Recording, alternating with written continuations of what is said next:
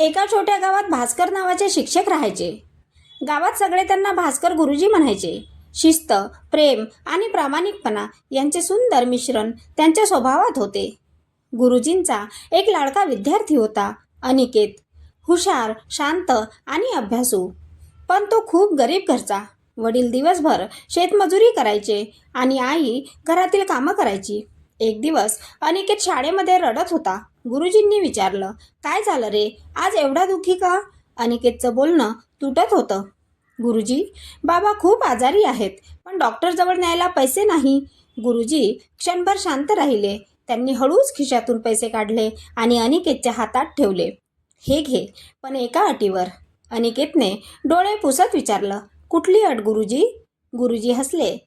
जेव्हा तू मोठा होशील ना, तेव्हा ज्याला गरज असेल त्याला अशाच पद्धतीने मदत कर, नाव न सांगता, उपकार न दाखवता. अनिकेतने मान डोलावून शपथ घेतली. काळ गेला. अनिकेत मोठा झाला, शहरात शिकला आणि चांगल्या नोकरीला लागला. गावात फारसं येणं कमी झालं. एक दिवस बातमी आली, गुरुजी आजारी आहेत. अनिकेत ताबडतोब भेटायला आला. गुरुजींचं घर तसंच, साधं, मातीची भिंत आणि टप्परचा दरवाजा. गुरुजी खाटेवर बसलेले. अनिकेत त्यांच्याकडे धावून गेला.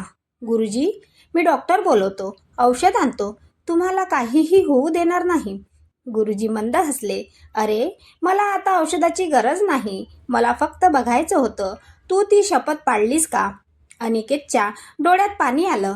हो गुरुजी, मी नोकरी लागल्यापासून दर महिन्याला एका विद्यार्थ्याचा संपूर्ण खर्च उचलतो. तुम्ही दिलेला पैसा मी अनेक पटीने पुढे दिलाय. गुरुजींचे डोळे चमकले. बस, आता माझं आयुष्य सार्थ झालं. एखादा माणूस पैशाने श्रीमंत नसतो, तो श्रीमंत असतो दिलेल्या चांगुलपणाने. कथा आवडली असल्यास लाईक करा, शेअर करा आणि चॅनलला सबस्क्राईब करा.